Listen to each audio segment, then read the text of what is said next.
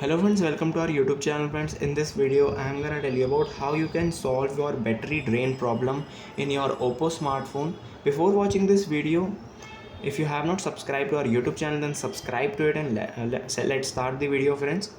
First friends, if you are playing games while charging, or you are uh, playing videos or anything activity that will consume your battery fast while charging, it will definitely heat your smartphone, and that will affect your battery life and drain your battery. So you have to just avoid these things to damage your battery or drain your battery. So you have to just avoid it. And then second step, you have to go to your settings, then click on applications, and here you will see app management.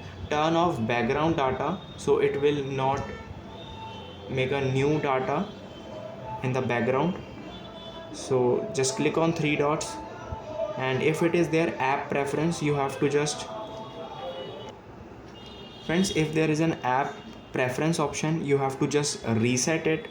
And third one is, if there is a auto update option in your Play Store or your software update, I show you how it looks like. You have to go to the settings. Now network preferences, auto update apps. If you have chosen update over Wi-Fi or anytime, it is not a manual, so it will automatically do update. So you have to just cancel it and click on don't auto update apps. You have to do it manually. When there is a need, you can just do it.